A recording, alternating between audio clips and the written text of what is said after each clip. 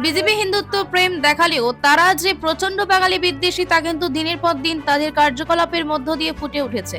বুধবার আগরতলায় সাংবাদিক সম্মেলন করে এইভাবেই ভারতীয় জনতা পার্টিকে তীব্র আক্রমণ করলেন আমরা বাঙালি দলের রাজ্য সচিব গৌরাঙ্গ রুদ্রপাল। তার অভিযোগ, গত কয়েকদিন আগে বিধুভূষণ দাস নামে একজন বাঙালি রবীন্দ্রনাথ ঠাকুরের শ্রীভূমি নামটিকে সম্মান জানিয়ে খালি গলায় বিশ্বকবি রবীন্দ্রনাথ ঠাকুরের আমার সোনার বাংলা আমি তোমায় ভালোবাসি গানটিকে আসামের বিজেপি সরকারের রোশনালে পড়েন। তার অভিযোগ, অসমের মুখ্যমন্ত্রী বলেন এরা আমার সোনার বাংলা গানটিকে রাষ্ট্রদ্রোহিতার কাজ করেছেন। এদের ব্যাপারে রাষ্ট্রদ্রোহিতার আইনে মামলা নেওয়া হয়েছে। অসমের বিজেপি সরকারের যুক্তি হলো, যেহেতু আমার সোনার বাংলা গানটি বাংলাদেশের জাতীয় সঙ্গীত, সেহেতু ভারতের বুকে এই গান গাওয়া মানে দেশের প্রতি বিশ্বাসঘাতকতা করা বলে অসমের মুখ্যমন্ত্রী সহ বিজেপি দলের নেতৃত্বরা মনে করেন। যদিও বাংলাদেশ স্বাধীন হবার পর রবীন্দ্রনাথ ঠাকুরের আমার সোনার বাংলা গানটিকে জাতীয় সঙ্গীত হিসেবে মর্যাদা দেয়।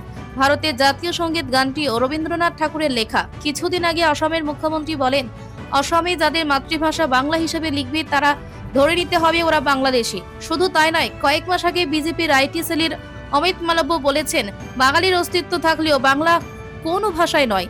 তাছাড়া আরএসএস সমর্থিত বিজেপি দলের শিক্ষা সেলের দায়িত্বপ্রাপ্ত দীননাথ বাত্রা মোদিজি ক্ষমতায় আসার পর এনসিআরটি পাঠ্যক্রম থেকে রবীন্দ্রনাথ ঠাকুরের গল্প, কবিতা, উপন্যাস বাদ দেওয়ার জন্য দাবি জানিয়েছিলেন।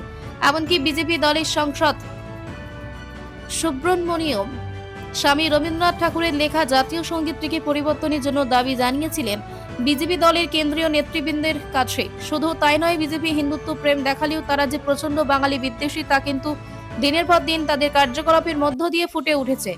বিদ্যাজ্যোতি ও একলব্য শিক্ষা প্রকল্পের মাধ্যমে ভারতের বিপ্লবীদের আত্মত্যাগের কাহিনী যেমন মুছে দিতে চাইছে, তেমনি বাংলা ভাষাকে সংকুচিত করে হিন্দি ভাষাকে চাপিয়ে দেওয়ার কৌশল করছে। তিনি আরো বলেন, এভাবে বারবার বাংলা ভাষার অপমান, রবীন্দ্রনাথ ঠাকুরের গান, কবিতা লেখা বাদ দেওয়া মানে বাঙালি জাতির অপমান। কিছুদিন আগে অসমের মুখ্যমন্ত্রী ডক্টর হিমন্ত বিশ্ব শর্মা ঘোষণা করেছেন যে আমার সোনার বাংলা আমি তোমার ভালোবাসি। রবীন্দ্রনাথ ঠাকুরের এই যে বিখ্যাত গান, যেটি বাংলাদেশে জাতীয় সঙ্গীত হিসেবে স্বীকৃতি লাভ করেছে, এই গানটি এই দেশে গাওয়ার জন্য এই কথা বলার অধিকার তিনি প্রত্যেকে পেলেন। কি করে তিনি এই কথাটা বলতে পারলেন? জাতীয় সঙ্গীত আমাদের দেশে জনগণ মন রচনা করেছেন রবীন্দ্রনাথ ঠাকুর। বাংলাদেশ সরকার তারই রচনা সোনার বাংলা গানটিকে চুজ করেছে সেই দেশের জাতীয় সঙ্গীত করার জন্য। আপনারা জানবেন যে রবীন্দ্রনাথ ঠাকুরের নিজের হাতে লেখা একটি গান আমাদের পাশের দেশ শ্রীলঙ্কা জাতীয় সঙ্গীত। তো যে রবীন্দ্রনাথ ঠাকুর 1913 খ্রিস্টাব্দে সাহিত্যে নোবেল এনেছেন, ভারতবর্ষের প্রথম নোবেল এসছে, এরকম একজন কবি যিনি শুধু ভারত নয়, ভারত, বাংলাদেশ, শ্রীলঙ্কা তথা গোটা বিশ্বের বুকে যিনি সমাদৃত, তার গান আজকে গাওয়া চলবে না, এটা তিনি কি করে করতে পারেন?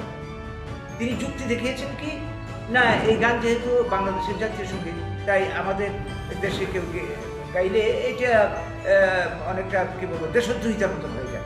এটার পেছনে কোনো যুক্তি থাকতে পারে? কবি সাহিত্যিকদের কোনো দেশ নেই, কোনো জাতি নেই, সারা বিশ্বে তারা সমাদৃত।